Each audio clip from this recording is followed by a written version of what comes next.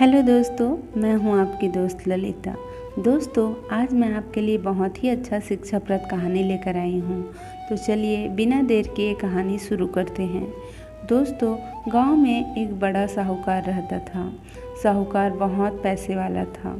आसपास के कई गांव में उसका बड़ा नाम था, लेकिन इस साहूकार को अपने पैसों का, अपने रुतबे का और अपने नाम का बड़ा ही घमंड था।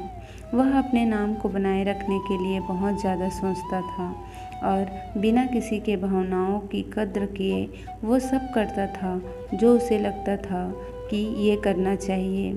साहूकार को कई सालों बाद संतान प्राप्ति हुई थी। साहूकार ने अपने इस खुशी के मनाने के लिए अपने घर में बहुत बड़ा कार्यक्रम रखा, जिसमें उसने आसपास के गांवों के सभी श्रीमंत लोगों को और सिर्फ ऐसे रिश्तेदारों को जो पैसे वाले थे उन्हें बुलाया। पास के ही गांव में साहूकार की खुद की सगी बहन भी रहती थी। क्योंकि इन दिनों उसकी आर्थिक परिस्थिति कुछ अच्छी नहीं थी, इसलिए उसने अपनी बहन को तक इस कार्यक्रम के लिए नहीं बुलाया। साहूकार ने जिस कार्यक्रम का आयोजन किया था वह इतना भव्य था और इसके अलावा उसमें इतने प्रसिद्ध और श्रीमंत लोग आने वाले थे कि इस कार्यक्रम की चर्चाएं हर गांव में होने लगी। यह खबर उस साहूकार की बहन तक भी पहुंच गई। बहन को यह जानकर बहुत ज़्यादा खुशी हुई कि इतने सालों बाद उसके भाई को आखिरकार संतान सुख प्राप्ति हो ही गया। बहन ने सोचा कि भाई गलती से उसे इस बारे में बताना भूल गया और अपनों को भला कोई न्योता देता है। भोली बहन अपने भाई के यहाँ उस कार्यक्रम में जाने की तैयारियां शुरू कर दी। जिस दिन वह कार्यक्रम था उस दिन बहन सुबह सुबह ही अपने भाई के घर जाने के लिए निकल पड़ी। रास्ते में अपने पुराने मैले कपड़े देख उसे ख्याल आया कि अगर किसी और के घर जाना होता तो मैं ऐसे कपड़े में जाने की सोचती भी नहीं, लेकिन मैं तो अपने घर जा रही हूँ, मेरे मायके जा रही हूँ, वहाँ मुझे ये सब सोचने के लिए कोई ज़रूरत नहीं है। जैसे ही वह अपने मायके पहुँची, वहाँ का भव्य आयोजन देखकर वह बहुत खुश हो गई और उसे अपने भाई पर बहुत गर्व हुआ। वहाँ पर वह जल्दी से जल्दी अपने भाई को मिलकर उसकी खुशी में शामिल होना चाहती थी। वह तुरंत सीढ़ियों चढ़कर घर के अंदर प्रवेश कर गई। उसने देखा कि उसका भाई मेहमान के तौर पर आए हुए सभी धनी लोगों को, नामी लोगों को का स्वागत करने में व्यस्त है। बहन जैसे ही अपने भाई की तरफ उससे मिलने के लिए बढ़ी, उसके भाई की नज़रें उस पर पड़ गई और अपनी बहन को ऐसे मैले पुराने कपड़ों में देखकर भाई ने उससे मिलना तो दूर बल्कि तुरंत बहाना बनाकर वहाँ से निकल गया। बहन ने सोचा, इतने लोगों के में बेचारा अकेला भाई क्या क्या करे, ज़रूर उसे कुछ काम याद आ गया होगा, इसलिए वहाँ से चला गया होगा। बहन बाद में अपने भाभी से मिलने गई। भाभी ने उसका स्वागत किया और उसे खाना खाने के लिए आग्रह किया। बहन ने सोचा, ठीक है, पहले खाना खा लेती हूँ, फिर बाद में आराम से भाई से मिल लूँगी। बहन खाना खाने के लिए पंगत में बैठी। साहूकार ने देखा कि अपने सभी धनवान मेहमानों के बीच उसकी गरीब बहन बैठी हुई है। सभी कीमती पोशाक पहने लोगों के बीच उसकी बहन को पुराने मैले कपड़े पहनकर बैठी थी। वह साहूकार से देखा नहीं गया। उसने अपनी बहन को अपने पास बुलवाया, भला बुरा सुनाया और वहाँ से जाने के लिए बोला। बहन ने अपने सपने में भी नहीं सोचा था कि उसके साथ कभी ऐसा व्यवहार भी हो सकता है, और वह भी उसके खुद के मायके में। अपना अपमान होने के बाद बहन तुरंत अपने घर ससुराल जाने के लिए चल पड़ी। बहन इस बात को पचा ही नहीं पा रही थी कि उसके अपने भाई ने उसके साथ इतना बुरा व्यवहार किया। उसकी आंखों में आंसू नहीं थम रहे थे। रास्ते में उसे अपनी पुरानी दोस्त मिली। उस दोस्त ने उससे रोने का कारण पूछा।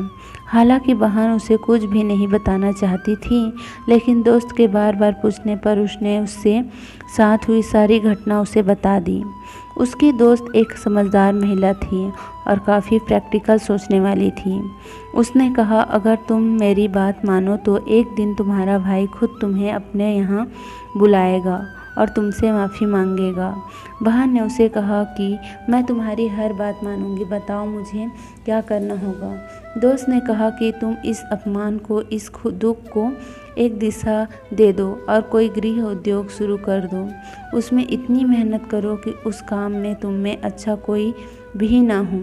बहन को अपने दोस्त की बात सही लगी। उसने घर पहुंचकर अपने आंसू पोंछकर उसी दिन से एक गृह उद्योग शुरू किया।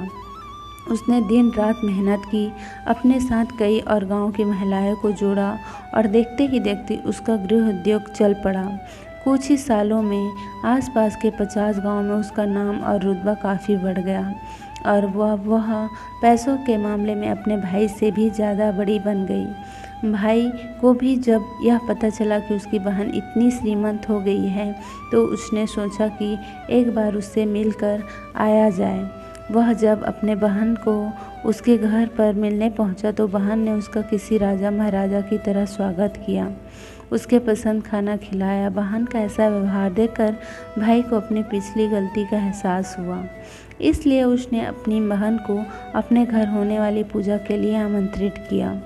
कुछ ही दिनों बाद बहन अपने भाई के यहाँ उस पूजा के लिए पहुँच गई। जैसे ही बहन अपने भाई के घर पहुँची, उसका भाई उसके स्वागत के लिए दरवाजे में ही खड़ा था। बहन अपने महंगी गाड़ी से आई और उसने बहुत कीमती साड़ी और उससे भी ज़्यादा कीमती गहने दागिने पहन रखे थे।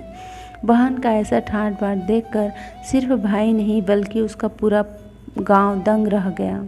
भाई दौड़कर आया और बहन की गाड़ी का दरवाज़ा खोलकर उसे बाहर आने के लिए कहा और बड़े प्यार से उसे पूजा का प्रसाद ग्रहण करने के लिए बुलाया।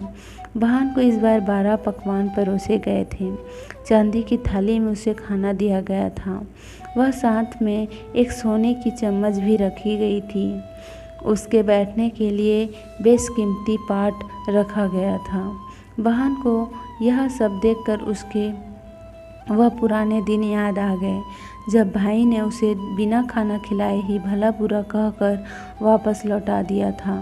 बहन खाना खाने के लिए तो नहीं बैठी, लेकिन उसने अपने सारे कीमती दागिने और जेवर उतारकर उस थाली के सामने रख दिए और खाने में से कुछ निवाले उन दागिने पर रख दिए।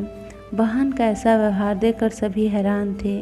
किसी को नहीं समझ में आ रहा था कि बहन ऐसा क्यों कर रही है, आखिर वह क्यों इन जेवरों पर खाना खिला रही है। जब सभी ने उससे पूछा कि वह क्यों ऐसा कर रही है, तब बहन ने सबके सामने बताया कि आज जो उसका इतना मान सम्मान हो रहा है वह दरअसल उसका नहीं, इसके इन्हीं कीमतों दागिनों का, कपड़ों का हो रहा है, क्योंकि मैं तो अभी भी वही पुरानी साहूकार की बहन ही हूँ। अगर कुछ बदला है तो वह मेरी परिस्थिति है, मेरे कपड़े और गहने हैं। भाई ने अपनी गलती का एहसास होने पर इस बार अपनी बहन के पैर पकड़कर माफ़ी मांगी। बहन जो पहले भी अपने भाई से निस्वार्थ प्रेम करती थी, उसने अपने भाई को माफ़ कर दिया और उसे गले से लगा लिया। दोस्तों, पैसे सिर्फ हमारे जीवन को सरल बनाने के लिए हैं, जबकि रिश्ते जीवन में मिले किसी वरदान की तरह है।